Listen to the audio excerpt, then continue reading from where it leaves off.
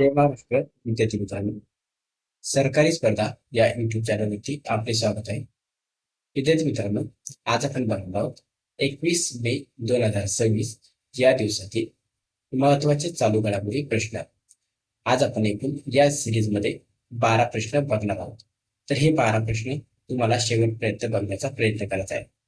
विद्यार्थी मित्रांनो, जर सरकारी स्पर्धा या युट्यूब चॅनलवरती तुम्ही नवीन असाल तर या युट्यूब चॅनलला सबस्क्राईब सुद्धा करून घेऊ शकता, जेणेकरून पुढील येणारे व्हिडिओ तुमच्यासाठी महत्वाचे ठरू शकतात.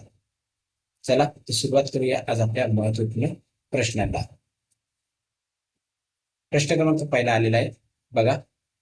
जागतिक आयटी सुरक्षा मानक संस्था चे अध्यक्षपद कोणत्या देशाने स्वीकारले आहेत?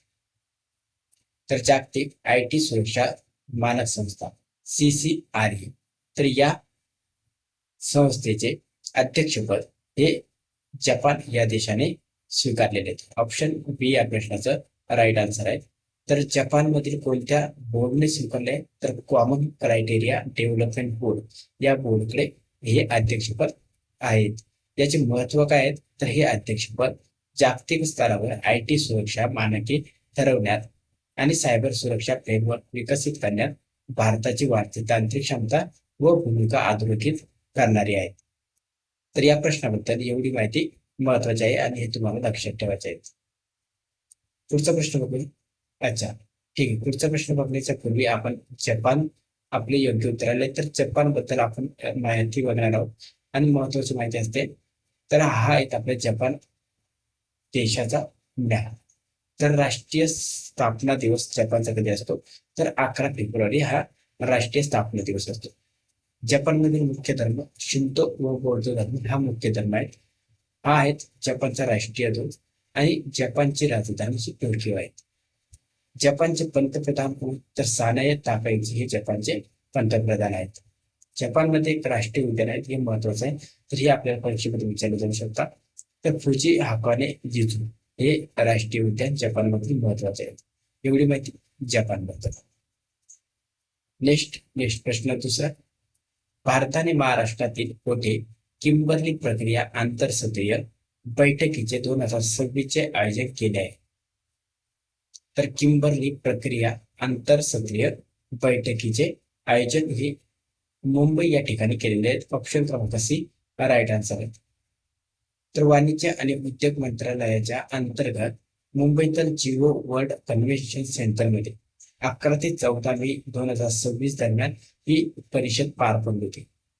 तर या बैठकीत जगभरातील 60 देशांचे प्रतिनिधी, उद्योग तज्ञ, नागरिक समाज संघटनांनी नैसर्गिक हिऱ्याच्या शाश्वत आणि पारदर्शक व्यापाराबद्दल यात चर्चा झालेली होती. कोणती बैठक? तर किंबर्ली प्रक्रिया आंतरसदनीय बैठक. नेक्स्ट क्वेश्चन क्रमांक तिसरा. भारताचे पहिले AI शक्तीवर चालणारे लढाऊ विमान कालभैरव कोणत्या देशात प्रदर्शित करण्यात आले आहे? बघा, कालभैरव हे कोणत्या देशाचे विमान आहे आणि ते लढाऊ विमान आहे? तर हे भारताचे लढाऊ विमान आहेत. तर हे AI शक्तीवर चालणारे लढाऊ विमान आहेत. तर हे पोर्तुगाल या देशाने किंवा या देशामध्ये प्रदर्शित करण्यात आलेले आहेत. ऑप्शन क्रमांक बी या प्रश्नाचं योग्य उत्तर आहे. तर या विमानाचं विशेष म्हणजे हे विमान विना पायलट सलग 3 तासापेक्षा जास्त काळ उड्डाण करू शकते. हे महत्वाचे आहे या कालभैरव विमानाबद्दल. पुढील प्रश्न क्रमांक 4. मॉर्गन स्टॅनलने आर्थिक वर्ष 2027 साठी भारताचा GDP वाढीचा अंदाज कितीपर्यंत वाढवला? तर या प्रश्नाचा राईट आन्सर आहे 6.7% इतका वाढीचा अंदाज दर्शवलेला आहे. ऑप्शन सी या प्रश्नाचं योग्य उत्तर आहे. तर मॉर्गन स्टॅनलने आर्थिक वर्ष 2027 साठी 6.7% इतका GDP वाढीचा अंदाज सांगितला आहे. तर मॉर्गन स्टॅनलने आर्थिक वर्ष 2027 साठी भारताचा GDP हा 6.2% वरून 6.7% केलेला आहे. का केलेला आहे? तर पश्चिम आशियातील भूराजकीय तणाव आणि जागतिक अनिश्चितता असून देशांतर्गत मागणी आणि कच्चे तेल स्वस्त होण्याच्या अपेक्षेमुळे हा अंदाज सुधारण्यात आलेला आहे. पूर्वीपेक्षा हा अंदाज चांगला झालेला आहे. पुढील प्रश्न क्रमांक 5. आर्थिक वर्ष 2025-26 मध्ये भारताची तिसरी सर्वात मोठी साखरी खाद्य निर्यात बाजारपेठ म्हणून कोण उदयास आले आहेत? बघा, 2025-26 मध्ये भारताची तिसरी सर्वात मोठी खाद्य निर्यात बाजारपेठ म्हणून युरोपीय महासंघ ही उदयास आलेली आहे. ऑप्शन क्रमांक सी या प्रश्नाचा राईट आन्सर आहे. पुढचा प्रश्न 6. अलीकडेच नार्कोटिक्स कंट्रोल ब्युरोचे नवे महासंचालक म्हणून कोणाची नियुक्ती करण्यात आली आहे? तर या प्रश्नाचा राईट आन्सर आहे अनुराग गर्ग यांची नियुक्ती करण्यात आलेली आहे. कशासाठी? तर नार्कोटिक्स कंट्रोल ब्युरो म्हणजेच एनसीबी मध्ये. तर हिमाचल प्रदेशचे केडरचे 1993 बॅचचे IPS अधिकारी आहेत कोण? अनुराग गर्ग, आणि यांची नार्कोटिक्स कंट्रोल ब्युरोचे नवीन महासंचालक म्हणून नियुक्ती करण्यात आली. तर हे आहेत अनुराग गर्ग. विद्यार्थी मित्रांनो, काही विद्यार्थी मित्र आपले इंग्लिश म्हणून सुद्धा अभ्यास करतात, तर त्यांच्यासाठी इथं आपण ट्रान्सलेट आणलेलं आहे, तर इथून तुम्ही अभ्यास करू शकता. पुढील प्रश्न क्रमांक 7. National forensic science university NFSU कोठे आहेत? तर नॅशनल फॉरेन्सिक सायन्स युनिव्हर्सिटी हे गांधीनगर या ठिकाणी आहेत. ऑप्शन क्रमांक बी या प्रश्नाचा राईट आन्सर आहे. तर हे गुजरातच्या गांधीनगर मधील एक केंद्रीय विद्यापीठ आहे जे न्यायवैद्यक आणि अन्वेषण विद्यापीठासाठी समर्पित आहे. एवढी माहिती या प्रश्नाबद्दल. प्रश्न क्रमांक 8. पद्मश्री पुरस्कार विजेते रामचंद्र माझी यांचे नुकतेच निधन झाले, तर ते कोणत्या व्यवसायाशी संबंधित होते? तर हे आहेत रामचंद्र माझी यांनी पद्मश्री हा पुरस्कार विजयी झालेले आहेत. तर पर्याय क्रमांक ए लोकनाट्य कलाकार. ऑप्शन क्रमांक ए या प्रश्नाचा राईट आन्सर आहे. तर रामचंद्र माझी हे लोकनाट्य कलाकार होते. पुढील प्रश्न क्रमांक 9. इलेक्ट्रॉनिक्स आणि IT मंत्रालयाच्या माय गव्हर्नमेंट चे CEO म्हणून कोणाची नियुक्ती करण्यात आली आहे? तर आकाश त्रिपाठी. ऑप्शन क्रमांक बी या प्रश्नाचा राईट आन्सर आहे. तर इलेक्ट्रॉनिक्स आणि IT मंत्रालयाच्या माय गव्हर्नमेंटचे CEO म्हणून यांची नियुक्ती करण्यात आली.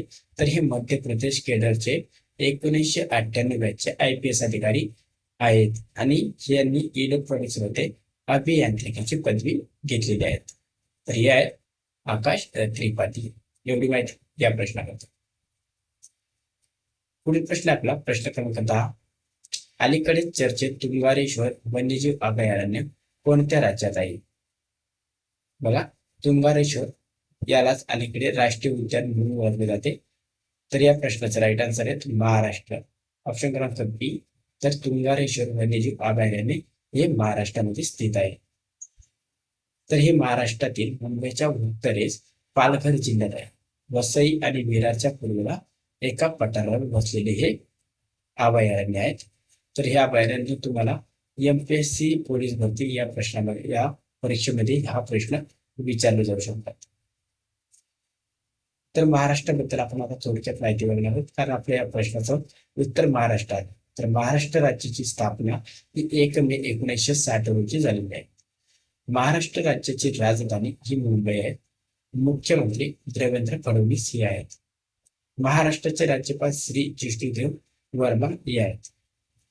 इथे तुम्हाला एक प्रश्न विचारतो, श्री जिष्णुदेव वर्मा हे अजून कोणत्या राज्याचे राज्यपाल आहेत हे तुम्हाला उत्तर कमेंट करून सांगायचे आहेत. अच्छा, महाराष्ट्राची विधानसभा ही एकूण जागा 288 जागा आहेत आणि विधान परिषद एकूण जागा 78 आहेत. अच्छा, महाराष्ट्रामध्ये राष्ट्रीय उद्यान महत्वाचे आहे, तर संजय गांधी राष्ट्रीय उद्यान हे एक महत्वाचे आहे. सारसबाग पु ल देशपांडे उद्यान, सीताबर्डी किल्ला उद्यान, तर हे 3 उद्यान महाराष्ट्रामध्ये महत्वाचे आहेत. प्रमुख नदी कोणकोणती आहेत? तर गोदावरी, कृष्णा आणि भीमा. महत्वाचे नृत्य लावणी, तमाशा आणि कोळी नृत्य. महाराष्ट्रातील उत्सव गणेश उत्सव, गुढीपाडवा, शिवजयंती, दिवाळी आणि पोळा हे महत्वाचे उत्सव महाराष्ट्रामध्ये साजरे करण्यात येतात. तर हा आहे आपल्या महाराष्ट्राचा मॅप. एवढी माहिती महाराष्ट्राबद्दल महत्वाची आहे. चला तर पुढचा प्रश्न घेऊया. प्रश्न क्रमांक 11. अलीकडे चर्चेत असलेली युफ्रेटिस नदी कोणत्या प्रदेशात उगम पावते? अच्छा, युफ्रेटिस नदी ही आर्मेनियन प्रदेशामध्ये उगम पावते. ऑप्शन क्रमांक बी या प्रश्नाचं योग्य उत्तर आहे. अच्छा, आर्मेनियम हा प्रदेश कुठे आहे? तर तुर्कस्तान मधील आर्मेनियन उच्चभूमीमध्ये हा प्रदेश उगम अच्छा, ही नदी उगम पावते. कोणती? तर युफ्रेटिस ही नदी आर्मेनियन उच्चभूमीमध्ये उगम पावते. आजचा आपला शेवटचा प्रश्न, प्रश्न क्रमांक 12. प्रोजेक्ट गरुड हा कोणत्या क्षेत्राशी संबंधित आहे? प्रोजेक्ट गरुड हा अंतराळ व उपग्रह तंत्रज्ञान या क्षेत्राशी संबंधित आहे. ऑप्शन क्रमांक बी या प्रश्नाचं योग्य उत्तर आहे. तर याचा उपयोग कुठे होतो? तर हा उपग्रह दूरसंचार आहेत, राष्ट्रीय सुरक्षेसाठी, पृथ्वी निरीक्षण आणि डेटा आधारित सेवासाठी वापरले जाणारे हे प्रोजेक्ट गरुड आहेत. त्यामागचे उद्दिष्ट काय? तर हैदराबाद स्थित ध्रुव स्पेस या अंतराळ स्टार्टअपद्वारे विकसित केले जात आहे. एक प्रगत उपग्रह प्लॅटफॉर्म आहे.